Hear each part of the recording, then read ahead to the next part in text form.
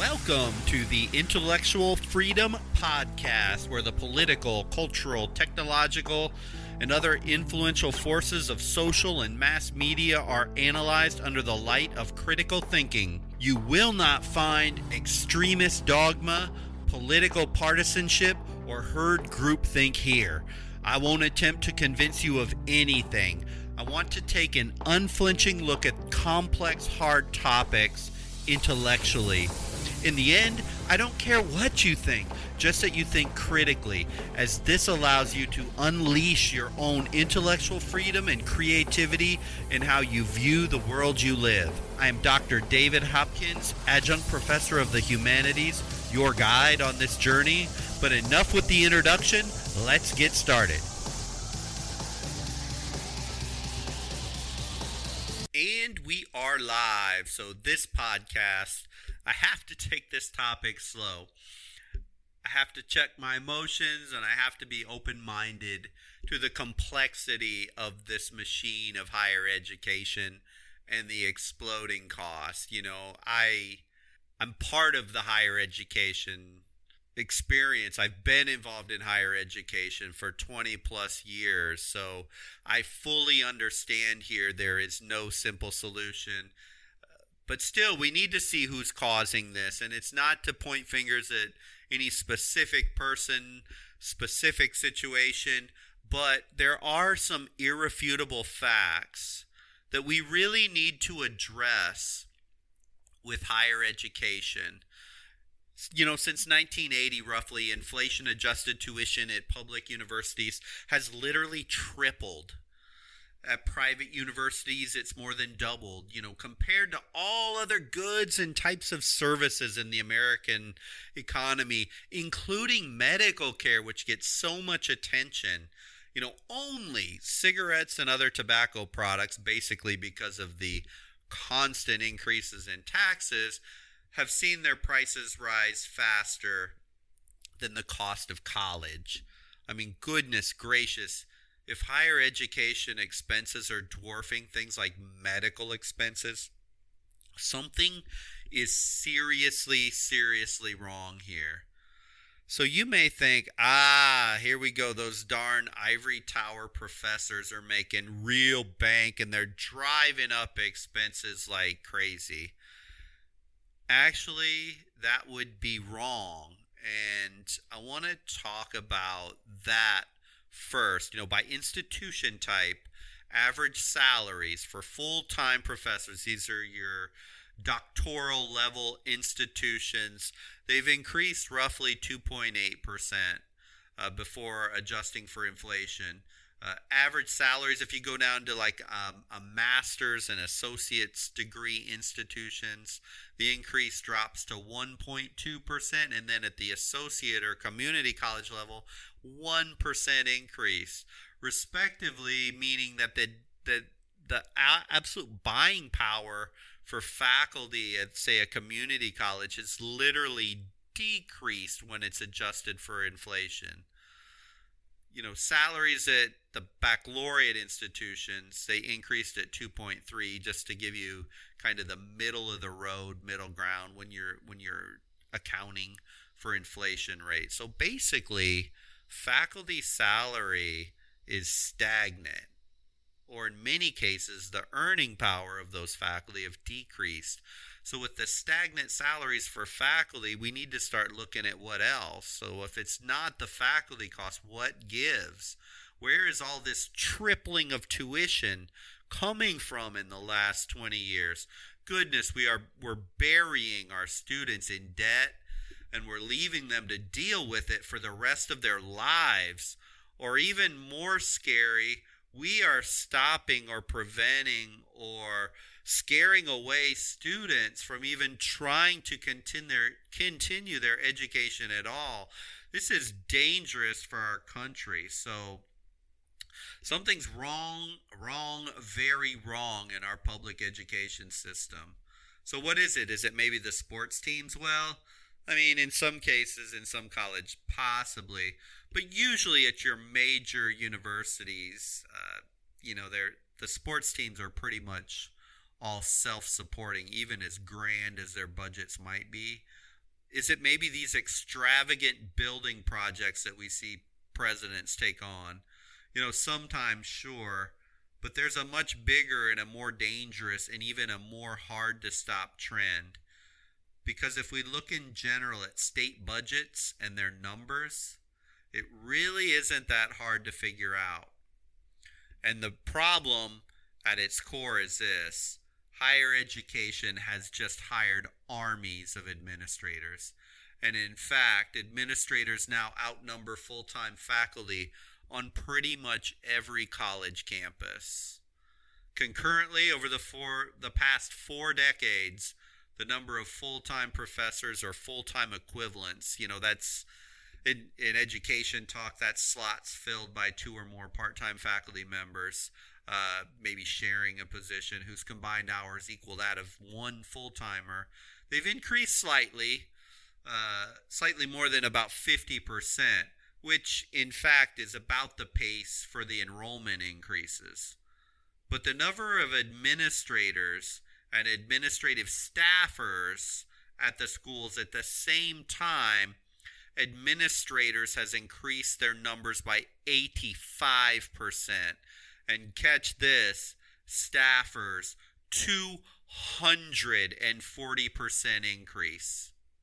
Here's an example. President, University of California, has about 2,000 full-time employees. None of them teach. Now, obviously, California is a huge state, but still the numbers are becoming stunning and more stunning all the time, and they just keep growing. The Texas Higher Education Coordinating Board, the second largest state in our nation, has about 250 full-time employees, and it's basically an administrative agency overseeing other administrative agencies. Every year, armies of administrators and staffers are added to colleges and university payrolls. What you should do is look at any board of regents where they approve new employees. Have a look, how many are full-time faculty, how many are just part-time adjunct faculty, and how many are administrative in some nature, either an administrator or some sort of staffer. Even as schools claim to be battling budget crises that are forcing them to reduce their full-time faculty, there's not been a concurrent stop on the administrative side. So as a result, universities are now filled with armies of these functionaries, and I know they're deemed absolutely vital to continued operations. Although it's interesting, they're now vital to operations, but for 100 plus years, our system has existed without many of them. I mean, you just run through the roles of the titles. We have vice presidents, associate vice presidents, assistant vice presidents, provosts, associate provosts, vice provosts, assistant provosts, deans, deanlets, deanlings, all of who command staffers and assistants to help support them in their very important duties, who more and more these people are directing the operations of every school. The result, if we add in all public and private university budgets in our economy, it totals nearly $600 billion. And since 1988, that is up 129%. Look, if you listen to me frequently, I'm not big on numbers and stats. Usually in my podcast, I prefer just to talk more on the theoretical or the experiential level. But this topic required me to dig into this. As for my students, finances are of supreme importance, and for their parents too. We need to understand this phenomena. It doesn't get enough attention, and it's constantly sliding under the radar screen.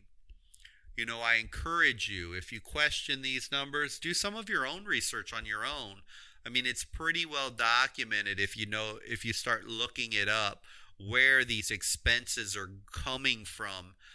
So it's not really that much of a debate. I encourage you to go out there and look at them. But I think it's interesting, how in the world did the university the goal to teach, to educate, and perform a really vital research function in our society. How did this institution become dominated by administrators? In the good old days, as I look back, 1970s. Now that is a little before my time, so I have no firsthand specific knowledge, just researching this topic. I found, traditionally what happened is the top administrators were drawn from the faculty, and even mid-level managerial tasks were directed by faculty members. They were kind of moonlighting academics, and they typically took on these administrative slots on part-time or temporary basis. But, they usually had planned, or they did return back to the ranks of full-time teaching and research at some point. I can still see this today on the colleges that I teach at and that I visit, but the extent is much less than it used to be. But prior generations, this was a very common thing. And whatever the individual faults and gifts of faculty administrators, and I've been a faculty and I've been an administrator, so I know there's weaknesses in giving faculty some of these duties. But one thing's for certain, nobody ever had to remind them the purpose of the university was the promotion and execution of education and research. And, any short-term managerial endeavors tended not to distract them from that long-term academic commitment to the student in the classroom. But the world today, full-time professional administrators, they have these shiny EDDs, and I see the titles when I see the announcements of the huge number of brand new administrators and welcoming them to the college. Unfortunately, what I have experienced is I see these managers, they view management as an end in and of itself. And I mean, many literally have no faculty experience whatsoever. They haven't ever been in the classroom. And even those who have spent time in the classroom, or maybe a laboratory, depending on the major, they often hope, or they appear to be angling for administrative work as their professional plan. And the classroom is just something that goes on the side. And again, I'm not going to overgeneralize because I work with some amazing administrators, but the reality from what we see in the institutions is there just isn't that focus on education.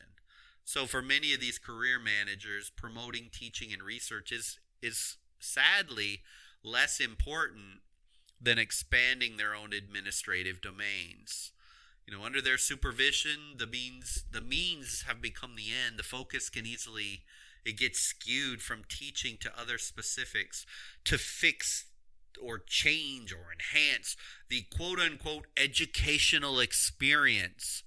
But the educational experience that they most often want to influence is outside of the classroom, not inside of the classroom. College administrations frequently tout the fiscal advantages of using part-time or adjunct faculty. They fail, however, to apply that same logic to their own ranks. Over the past 30 years, the percentage of faculty members who are hired on a part-time adjunct basis, and adjunct simply nothing more than no benefits, no health care, no retirement plan, just you show up, you teach the class, you get paid for that class. Just so we're clear on what that is, it's a much cheaper employee to hire for the college overall. So these ranks of adjuncts have increased so dramatically that to today almost half of the professors in the nation are only part-time adjuncts to save money, but yet the percentage of administrators who are part-time under the same employee level, that's fallen during the same time. Hey, for me, I love I love to be a part-time adjunct. I love the freedom and the focus on just the students. I've been there, done that on the administrative side. But if I'm honest, as much as I give everything I can to my students, every class session, all the time, it just isn't the same as having full-time, fully vested faculty who spend full-time hours on campus, dedicated full-time to the institution beyond the classroom. If the full-timers' presence on campus is falling, and I'm talking full-time faculty presence is falling, and at the same time, there are administrators running around everywhere because they're hiring droves of administrators, it isn't really hard to see that the focus of the college is shifting from the classroom and education to the other things that administrators do. Ironically, or maybe not so ironically, the logic of the value of full-timers versus part-timers seems to apply, just in the eyes of the administrators, only to faculty, but not in their own hiring practice of administrators, which would seem to put a much higher importance than on the investing in faculty. In particular, administrative growth may be seen primarily as a result of efforts by administrators to increase their role, their presence, their perspective, their position in the academic life. And if we're honest, including administrators listening to me, bureaucracy, all bureaucracies, whether higher ed or private sector or public sectors, they tend to try to get bigger, to gain more power and more importance. Very, very rarely do we hear a government institution say, we captured all this power, but I think we're ready to give it up.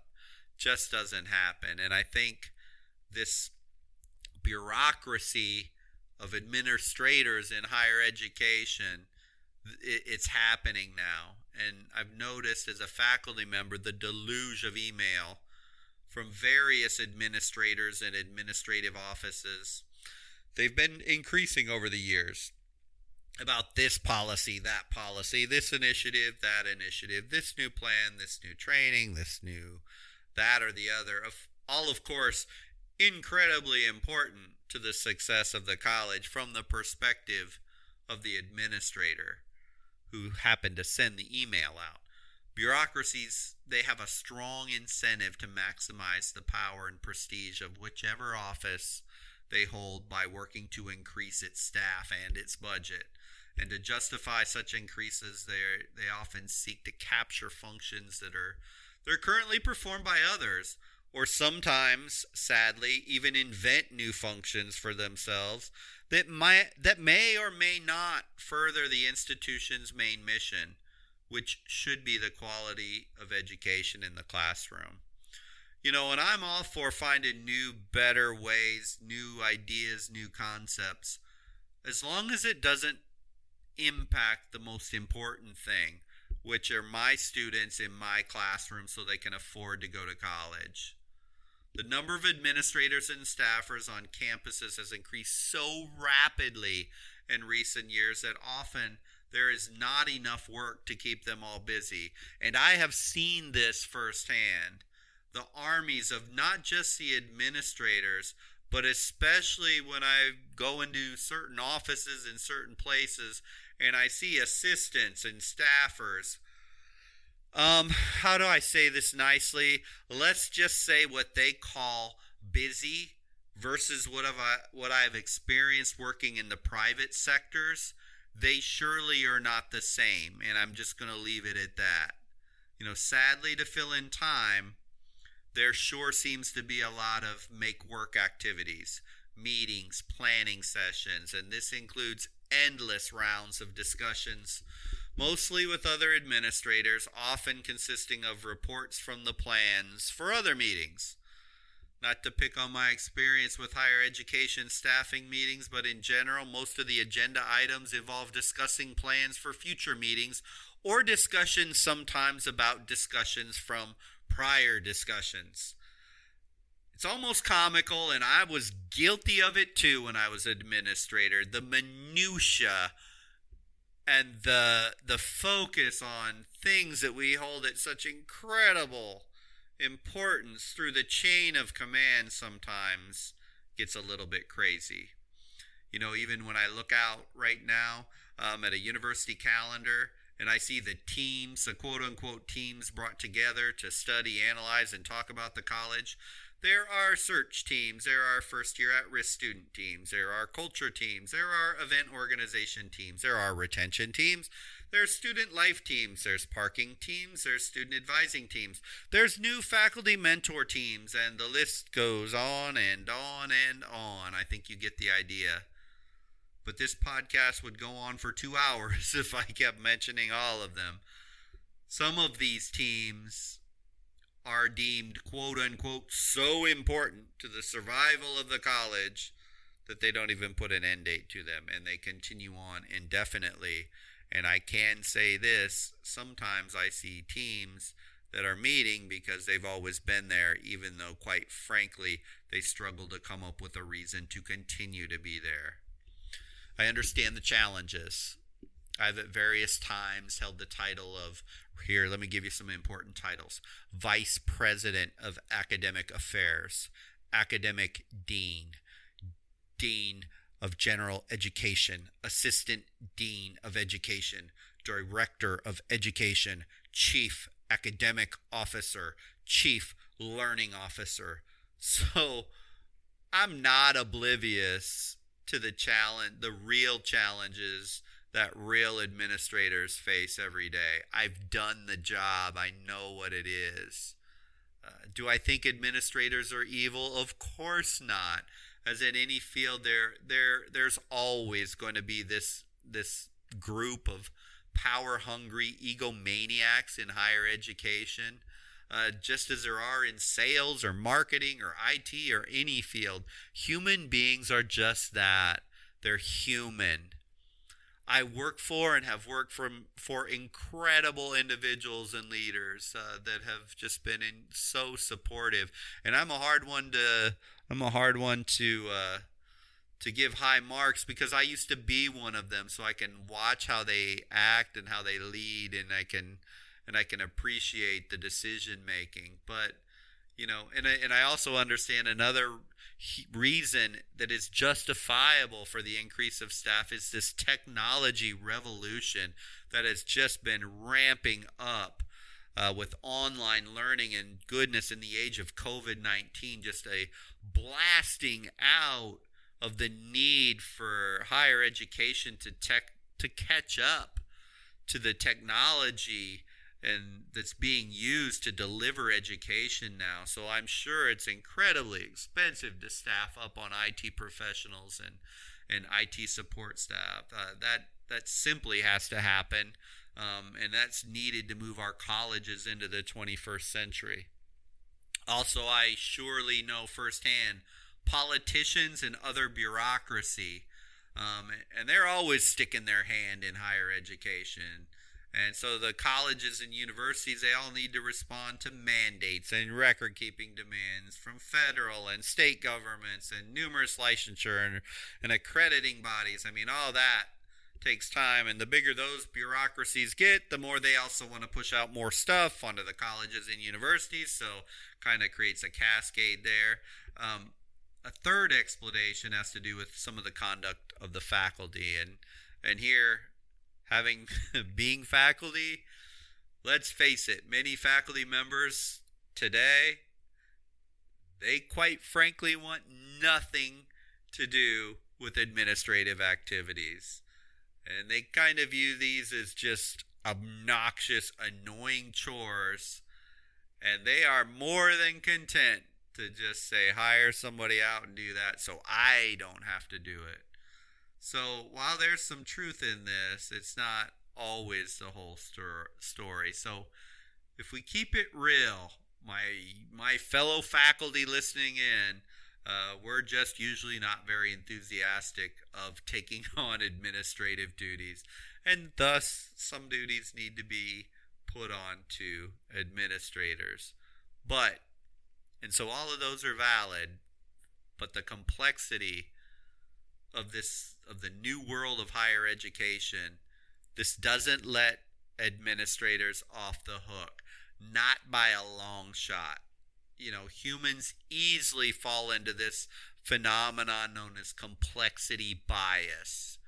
And complexity bias, it's really nothing more than this logical fallacy that leads us to give undue credence, undue importance, undue this is really the way it is to complex concepts. Higher education is very, very guilty of this. The fallacy, in simple terms, just says that when people are faced with two competing hypotheses, we, as modern age humans, we are more likely to choose the more complex one. That's usually the option with the most assumptions, the most aggressions, and, we tend to think that if there's a simple solution, it must be the ignorant one. It's for the simple minds, and that'll never work. That's way too easy. And instead, our complexity bias tends to favor really complex ones, and the ego thinks, wow, this is sophisticated. This must be really well thought out and intellectual. And a lot of times, when we try and make problems incredibly sophisticated in higher education, what tends to be a solution? Well, obviously we need more admins, and to understand complexity bias we need to establish the meaning of these terms, because it's important. And the Cambridge Dictionary basically defines complexity as the state of having many parts and being difficult to understand or to find an answer to. The definition of simplicity, on the other hand, is something that is easy to understand or do. Chaos is defined as a state of total confusion with no order. So when we look at complexity bias, having a whole lot of parts and a whole state of confusion and no order clearly can justify hiring armies of administrators. Whereas just doing the simple things, taking an easy approach, and taking care of our students in the classroom, educating them, supporting them, helping them through their academic issues, we solve huge chunks of the problems of an institution. To show you this complexity that I'm seeing, I just went out and I Googled graduate thesis for higher education administrators. And I want you to listen and hear the complexity bias, even just in the titles of these particular theses. So here they are. These are education doctoral or PhD in higher education graduates. Here's a title for you: Boundary Spanning, Networking and Sense-Making / Sense-Giving. How Career Service Directors Enact Mid-Level Leadership. Wow, that's a mouthful for a title. Another one: The Influence of the TRIO Student Support Services Program, or first-generation students. Another one: An Exploratory Study, Organizational Culture in Community Colleges. Another one: Making Connections to Diverse Student Success. Another one: College Consortia, Engaging in and Sustaining Community Collaboration Efforts, Non-Credit and Credit Divisions in Community Colleges. Whoa. Another one: The Dilemma of Multiple Organizational Identities. Not sure what that is. Space and Power in the Ivory Tower.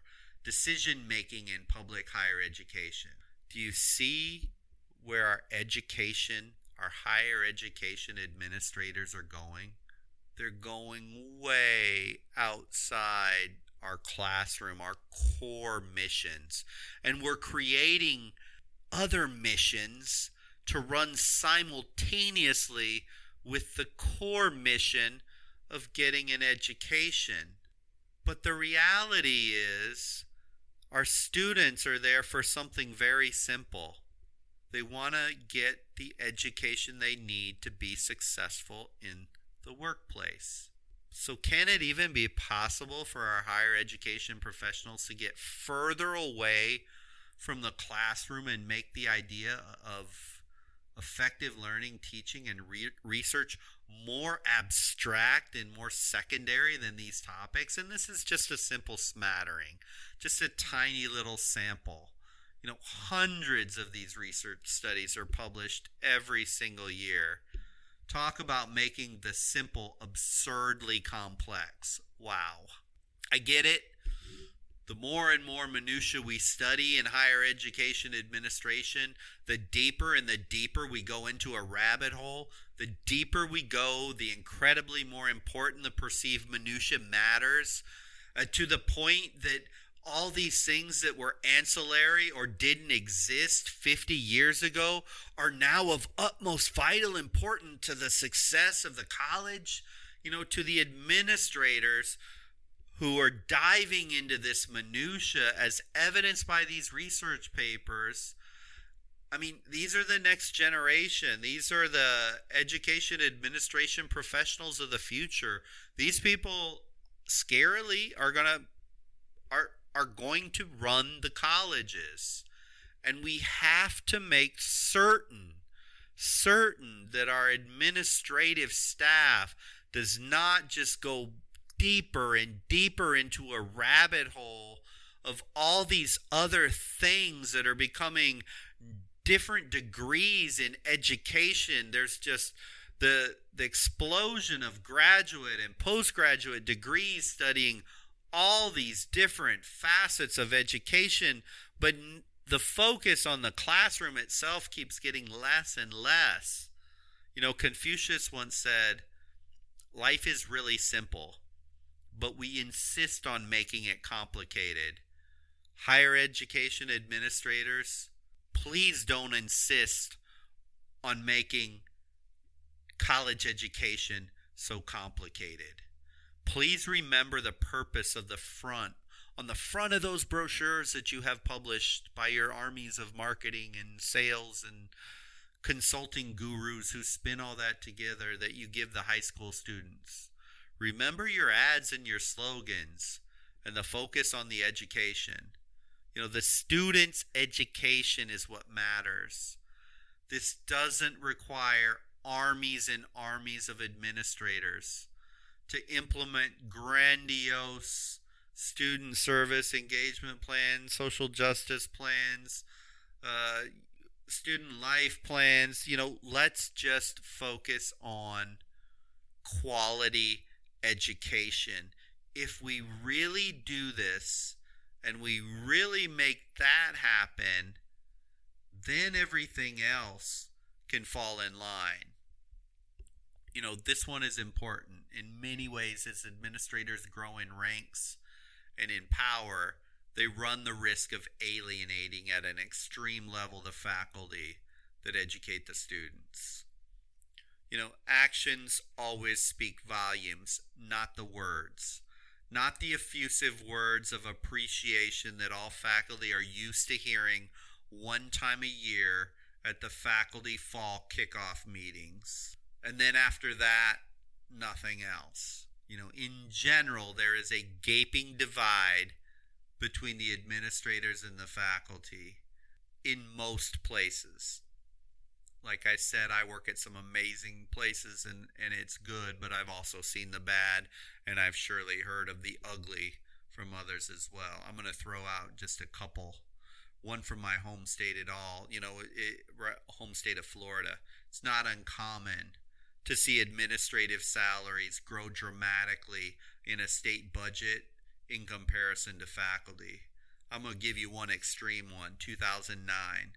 Florida Atlantic University was facing a $19 million budget cut and a hiring freeze, which they implemented in some parts of the college, but they awarded raises of 10% or more to their top administrators, including the school president. Give you another one in 2009. Notice we're right after the housing collapse here and the economy was being thrust into recession. The president at a university in Vermont, he on record publicly defending the bonuses he paid to the school's 21 top administrators. Again, 21 top administrators. The University of Vermont, not the most huge institution in the world either. Against the backdrop of layoffs, job freezes, program cuts even. The university president, and his name was Daniel Fogel, asserted that administrative bonuses were based on principles of extra pay for extra duties and pay for performance. This president rejected a faculty member's assertion that paying bonuses when the school was in this huge budget deficit seemed really similar to the greed of CEO corporate pay. But of course, he said that was absurd, that, the outrage there is completely unwarranted. Of course, he didn't explain why, and he didn't explain how. But see, administrators, when you do that, and you write your budgets, and you work with your boards, be cognizant. Saying nice things at a fall faculty kickoff, it's always appreciated. But we also see the actions and try and match your actions the best you can, because that's what kind of brings us all together. So is there actually any way in the end of all of this for for this machine to self-correct and become responsible?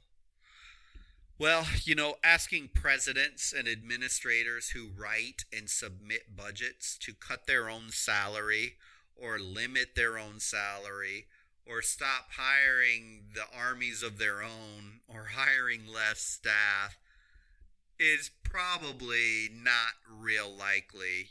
Maybe there are some very disciplined and focused presidents, but not many that are willing to cut or eliminate their own. It's more likely to keep hiring more. But in the college systems, the actual power, the final power to halt the onward march of the all-administrative university is the board of trustees, or the regents in some states. They really have the power to say, okay, enough is enough. They have the power to say, okay, we need to slice out 10 or 20% of the admin support budget. Figure that out, leverage your faculty, combine positions, eliminate some that you can say are not essential. But unfortunately, from what I see from most institutions and their boards, they tend to be unprepared, or maybe don't fully understand, or maybe they're just disinclined and they don't want to make too many waves with the college president. But they really need to do so if their institutions are to be saved from, expanding this swamp of administrative mediocrity. There's no easy solution, and everyone plays a part in this. And the only reason I'm doing this podcast is I think it's vitally important for everyone to understand that this is about the students, and I do this podcast for my students now and my students in the future. The reality is society depends on us in higher education. As faculty, we need to teach better. And I'm going to be doing a podcast on some of the things that I see myself on the university campus from faculty who quite frankly probably need to not be on campus, or they need to make some major corrective action. But for this one, it's about student cost. And we need administrators to step up and help control the costs. And one of the most important ways that we can control costs in any business is through the employees. And we need to make sure the employees we have in place are vital and absolute and necessary for the ultimate success of the students, to provide them not only an education, but an affordable education, which is becoming more and more rare as we look across the university landscape in our society today. Thank you so much for listening. I hope you found value for the time you invested with me today. For discussion on this topic and many others, I invite you to join our private forums. I personally will be over there and engaging with everyone, and it's just a community of like-minded thinkers just like yourself. If you're not a member yet and looking for a community online that is very different, go to www.daviddhopkins.com. That's www.daviddhopkins.com. Follow the links and you can join us. You know, the best way to expand intellectually is to engage in a real dialogue in a way that fosters growth, understanding, and rigorous discussion without all the name-calling, demagoguery, and flame-throwing silliness of social media and the rest of society. This is what the private forum provides. I would love to see you join. Until the next episode, all my very best to you and your family.